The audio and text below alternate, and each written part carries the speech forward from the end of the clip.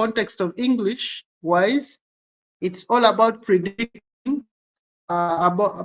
the future. You're trying to see, or you're trying to come up with something that you expect that may happen in the nearby future. When we go to introduction directly, we say forecasting is the process of estimating future events based on historical data. Of course, you use what happened before to predict what may happen tomorrow. Like mostly in demand, if we are forecasting the demand of Christmas trees in December, which is coming, we look at the quantity. If, for example, we say we are producing Christmas trees, or we are producing clothes. Let me use clothes. We are producing, okay, shoes. We are producing shoes. We would look at the quantity demanded in the previous festive season, how much was demanded. And we could also say, okay, this time maybe the population in Juba has added a little bit. Then let us, if we produce, for example, 1,000 pieces of shoes, we would say this time let maybe produce 1,200. Or given the economical crisis around the country, we can use that also to forecast our demand for December, for example. So forecasting is the process of estimating future events based on the historical data. It helps organization anticipate. Future conditions and make informed decisions. I have mentioned that. What are the importance of forecasting? It provides lead time between awareness and occurrence of an event. Forecasting helps us to know the process, like for how long will it take from when I know about this to when exactly will it happen. The example I gave, we are producing let's mute our microphones. For example, we are producing shoes. We become aware of that demand right now, and when will that demand be fulfilled? So it helps us to understand such kind of events. Forms the foundation of planning in management. Of course, forecasting helps us to plan, as I've already mentioned. You can know how much of your resources should you allocate in a production, because you have forecast a certain demand. Aims in determining the level of input investment. This is just what I have helped. This is the aids in determining the level of input investment. What I just mentioned, it helps us to know how much do we need to invest to achieve a certain quantity that may be demanded at a certain period of time. As we know, there are very few cases whereby consumers produce direct. So the producers produce direct for consumption. They produce direct for customers' consumption. Direct. Customers say, give me this, you give. In most cases, some of the products in our market, mostly given our state of the city, Juba, most of the products have been produced long ago. They come and they are brought into the market. There are few products which are produced direct and a customer takes it. It's a very customized product. There are very few customized products in the market. Facilitates strategic and operational decision making. This is more, like they are more into the same, but you explain them with different examples if you're an examination, so that you get all the points. You have to be careful with, because all these points, they more or less leads to the same explanation. But your examples, you can differentiate them so that you come up with a different point. So the strategic, I explained previously, and I said in an organization, we have the strategic decision makers, we have the middle decision makers, and we have the operational decision makers, depending on the level they are working on. So forecasting will help the strategic level to see how much investment, how much capital do they need to raise, or how much investment do they need to make available so that a demand can be fulfilled. Then the operational, of course, at the low level, will know how much do we need to produce. Operational is the level where the day-to-day work is done. So they will need to know how much we need to produce for this demand in terms of labor, in terms of raw materials, and all that. Let's look at the types of forecasting. There are mainly two types of forecasting. We have the short-term forecasting and the long-term forecasting. You define them, sorry, basing on the period covered. So the short term, as the word suggests, is just for a short period of time or time frame, which is short, which is less than 1 year. It could be, for example, scheduling, maybe like you're scheduling how a demand of 1 year is fulfilled. That can be under, or you're forecasting a demand and you schedule from this period of time, we do this. We transport from Kampala to Nimule at this period of time, 2 days to Juba, and we sell. That forecasting. That scheduling is a short one. Then a budget, which is also for 1 year. Then also determining the material requirement plan. How much material do you need? MRP stands for material requirement plan. This one, of course, we're looking at the material you need in the production, but for a short period of time, in a short period of time. Then for the long-term forecasting, of course, the time frame is more than 5 years. Then it is connected, or it is concerned with production diversification. We talked of production diversification.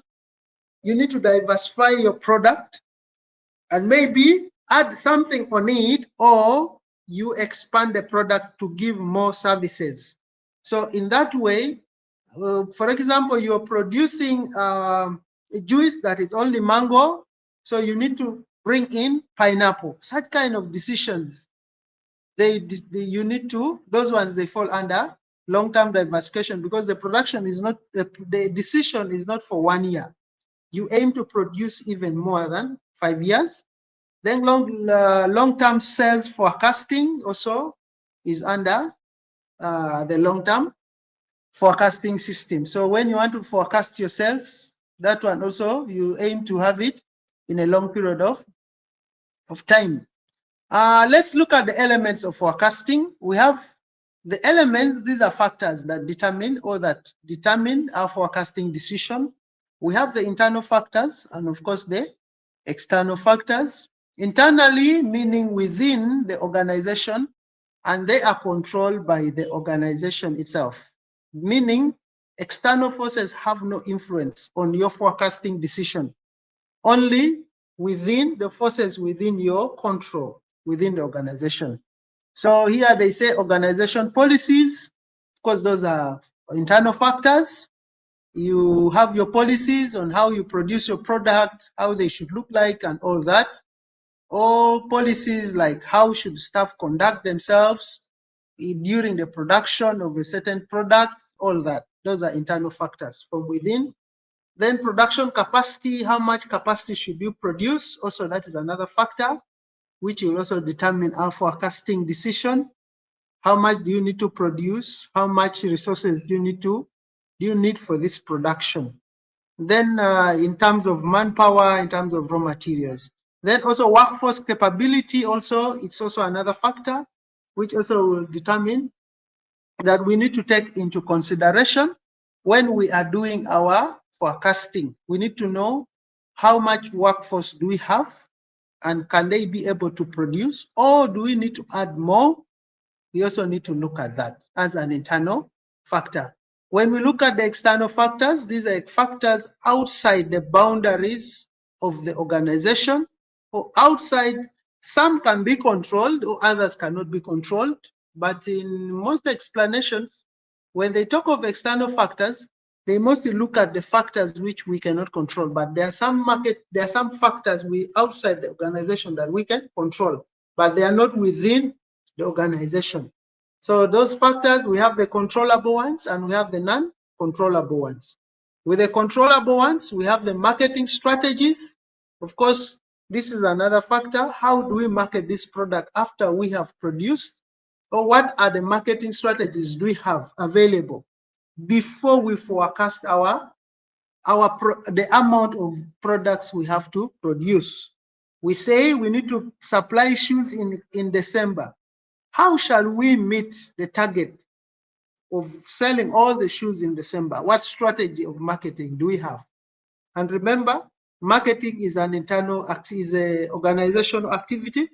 So even though it is done outside the organization or the company can control, can determine who, what should be done, how is it done, and when is it done. Then pricing also is another one. When you're forecasting, you need to know what price will you sell your product in the market. It's also very important. Will this price give us returns? Will this price create customer loyalty for the next product and all that? So you need to also see which price is good in the market. Then there you can do your forecasting as a factor. If the price can be low enough so that the products can be more, then you can decide to either produce more or less, so that you see, because price is also a very important factor. This is one of the P's in the market mix, which is very, very important. Non-controllable factors that we need to consider while we are doing forecasting. We have the economical trends. What trends are there in the economy? The trends in the economy are many. You can look at the currency. In terms of the currency, you can look at the trend in the economy in terms of customer preferences. You can look at the trends in the economy in terms of the technology, all this. So when we look at customer preferences, we need to know how are customers' preferences changing in the market. Which product do they want now? Is it the same product of last year, or this time the customers prefer something different? As we know, when we look at clothing, for example, shoes, the trend keeps on changing. Actually, when you look at the designs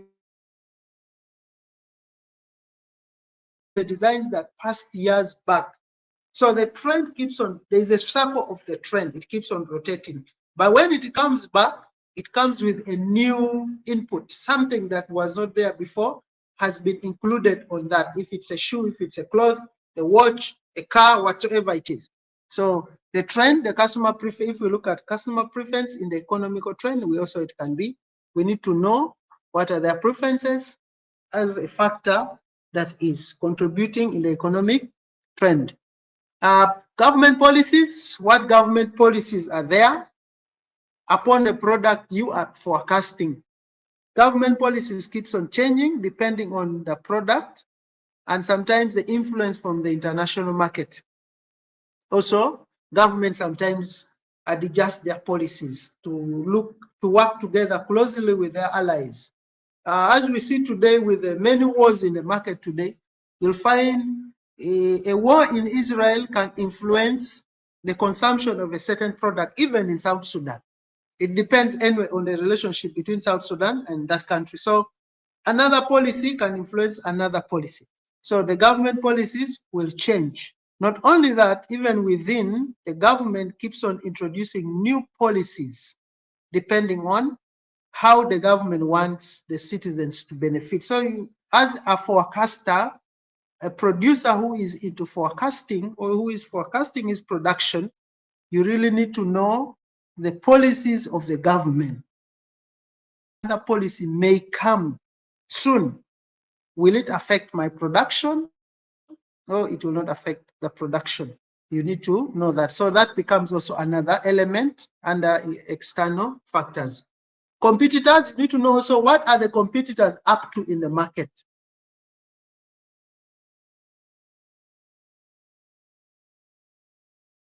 You cannot compete with your competitors' product. So you need to know what is your competitor up to. So you need to keep in up to date with your competitor, so that when you forecast, you know what also your competitor has forecast, so that your product, maybe you can outcompete, so that your product also can work well in the market. Let's look at the categories of forecasting.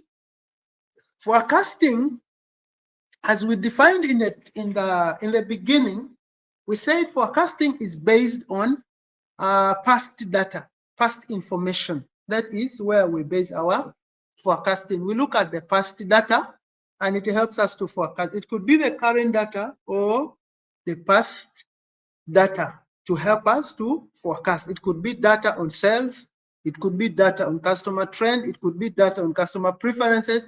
It will help us to determine how to forecast, like the factors we mentioned, the government policies, all this data we needed when we are deciding forecasting. So let's look at the categories of forecasting methods.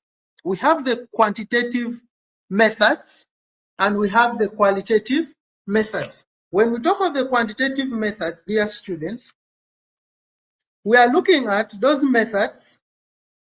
Quantitative methods, they look at historical numbers, data or statistical analysis. They look at the data that is in form of numbers or statistics that has been already put outside there for other people, to help other people decide.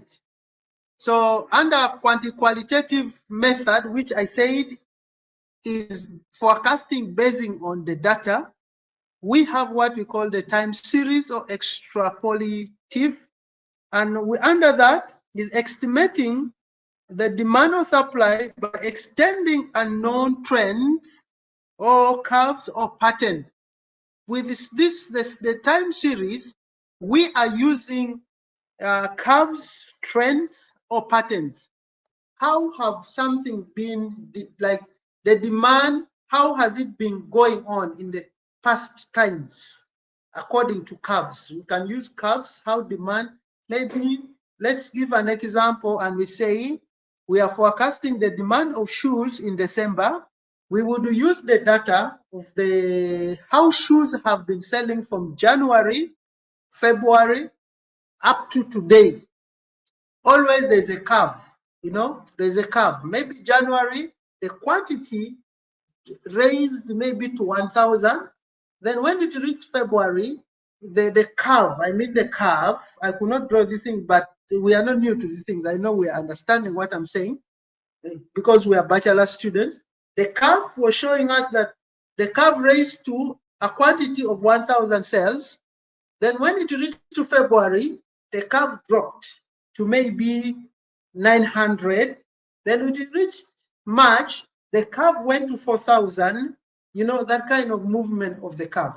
So that curve, the information that is displayed in such a curve is what we call the time series. And it is under quantitative method, whereby we use past data.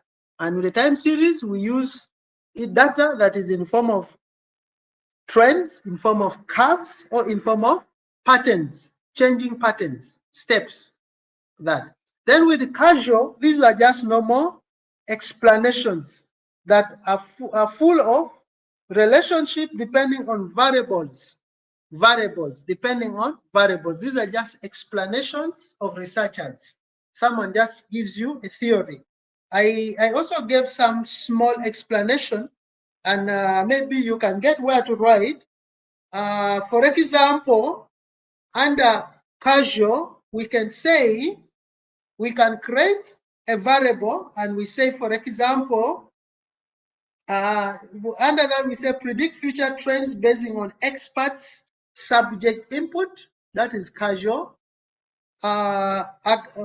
Predicting future events basing on experts, meaning economists, experts subject input, their opinions, e.g. judgments, rather than historical data. But on this, we are mostly looking at variables. Oh, sorry, that was qualitative. Sorry, pardon me. Let me cancel what I just mentioned. I read something else. Yeah, sorry, I was on the casual explanatory. I was giving you an example. For example, with casual explanatory, we look at dependent variables on how they come from independent variables, how they come from dependent variables. For example, we say consumer income influence purchase power, influence their purchasing power. Such kind of a statement. Under casual, I say the example could be a statement like consumer income influences his purchasing power. So somebody can use such kind of information because it's both variable, it has a dependent variable and it has an independent variable. So you use such variables to determine exactly what could be the outcome. Now, if you take, for example, this statement whereby we say the consumer's income determines his purchasing power, there you can know the product you're going to give out. Is it you're targeting what type of consumers? Is it people with high purchasing power or people with low purchasing power? Kindly cross that statement I told you, the first statement I told you, and you take this second example. That statement, that example was under the second method. Let me go to the second method, which is the qualitative method. It's a judgmental technique.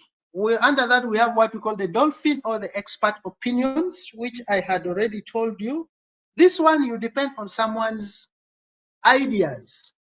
You depend on someone's information that has been already collected, that is already ready in the market.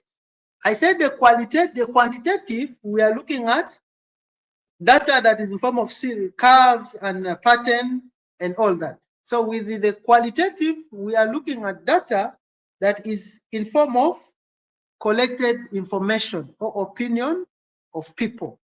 That is under qualitative. So when we are forecasting, we forecast our demand or demand. Yeah, we forecast our demand, and the information we use for forecasting, we get it in two different ways, or we forecast it basing on the two different methods, quantitative method and the qualitative method.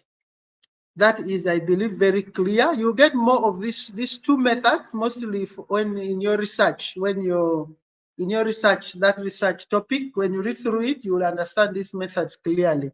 Which one collects which information and which one looks at which information.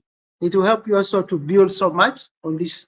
The selections depend on the selection of the method. The selection of the method depend on the availability of the historical information, which is the data, the expert insight.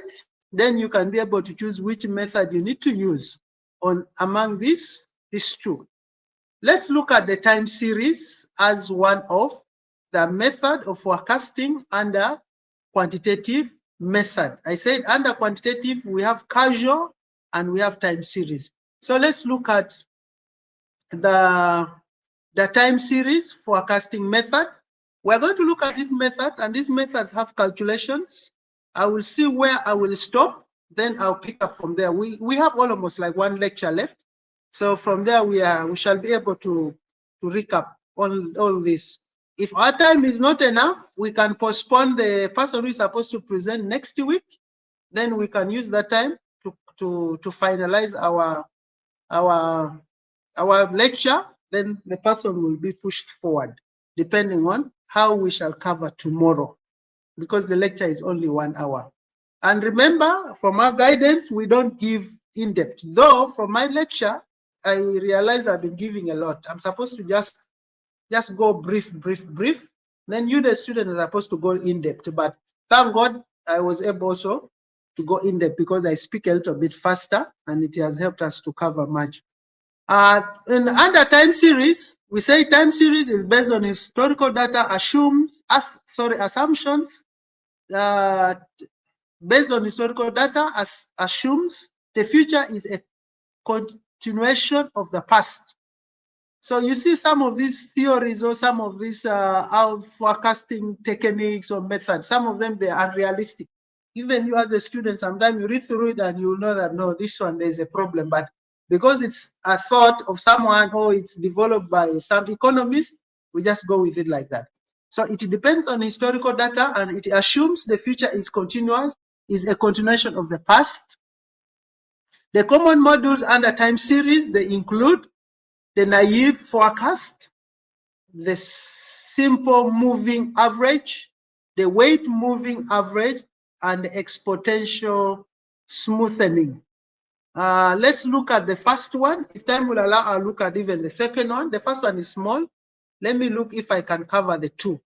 Now here, dear students, I want you to have a pen near you with a paper, because these are going to have formulas, mostly the middle two, the simple and the weighted, even the exponential. So let's look at the naive forecasting. How does this naive forecasting method behave, or how is it used under quantitative? Under time series, which is under quantitative. I always go back so that I can easily relate these things for you to understand them better. Naive is under time series, which is under quantitative. So naive itself, as the name suggests, naive is when someone say you are naive in English wise, it means you're somebody who don't reason, or you have shallow brain, in other words. So naive forecasting, for it says next period's forecast equals to the current period actual demand. For it looks at the periods and it assumes everything is okay. Next period's forecast equals to the current period actual demand. What people demand today is the same as what people will demand tomorrow. That is naive indeed, as the word suggests.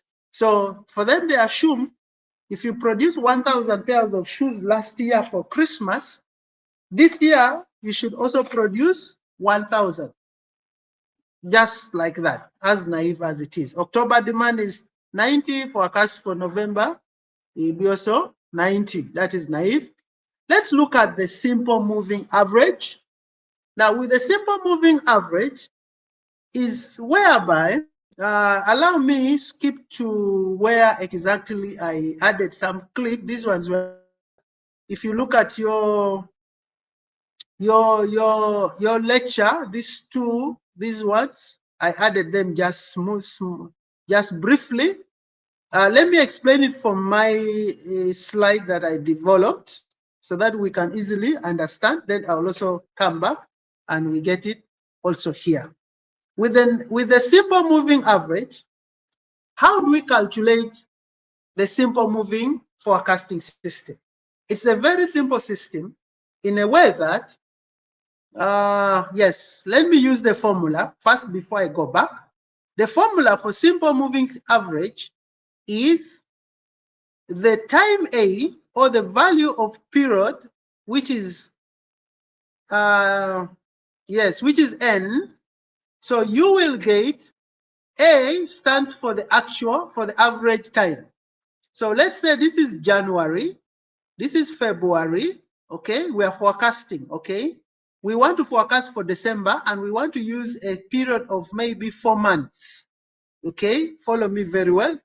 We want to use 4 months to determine, okay, let me count back. We are already in October.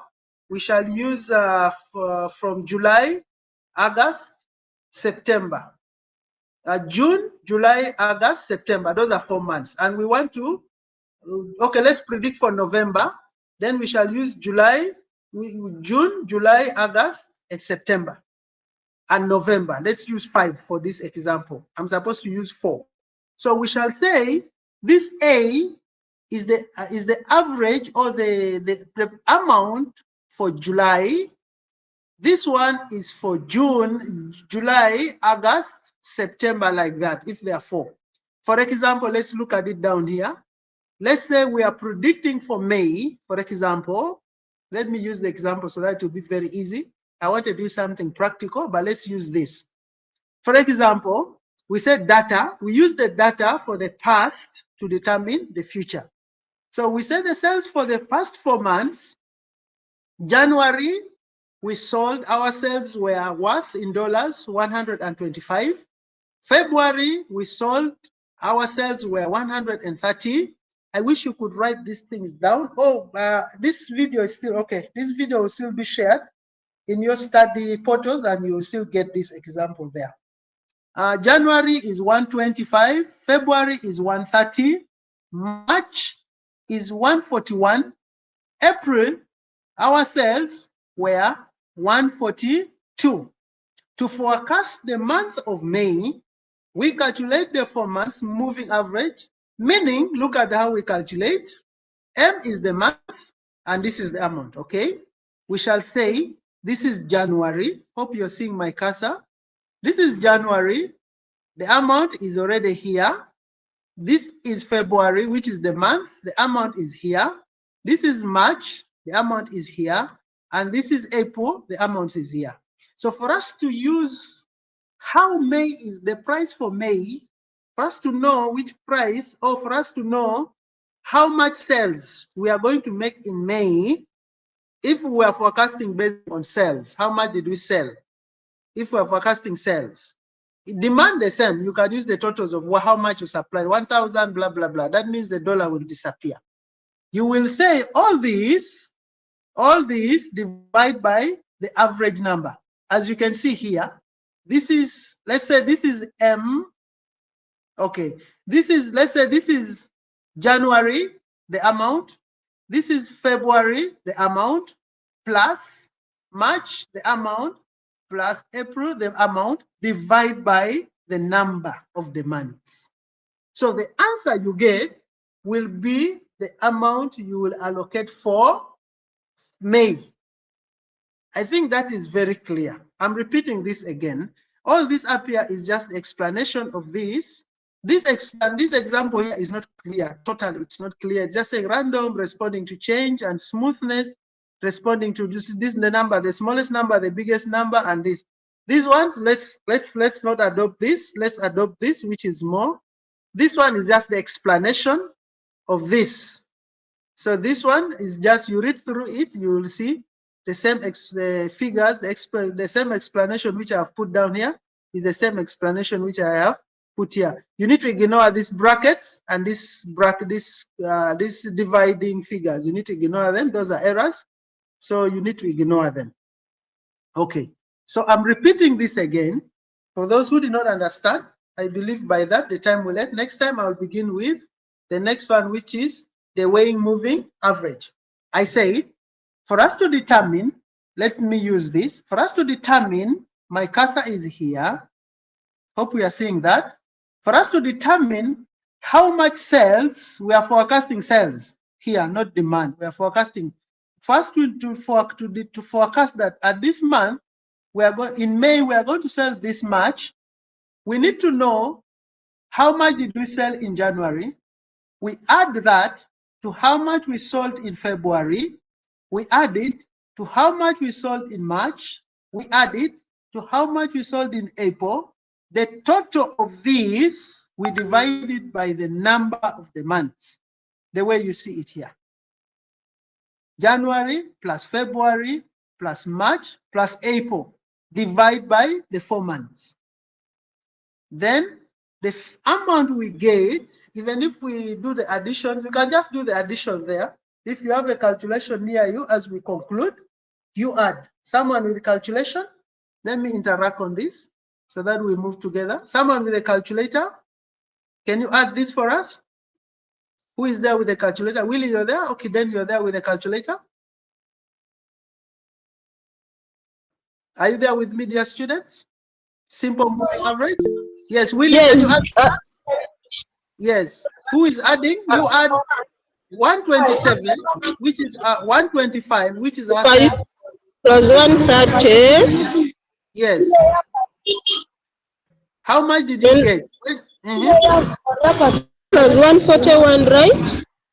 Yes, we are adding the sales for January, which is 125 plus 130 plus 141. The one for 142. One for March is one. There is 142. Yes, the last one is 142. Yeah. Divided by the amount of the number of the month, 4. Divided by 4. Okay. Let me calculate. Yes. The amount you'll get will be the forecasted sales for the month of May. Okay. Yes.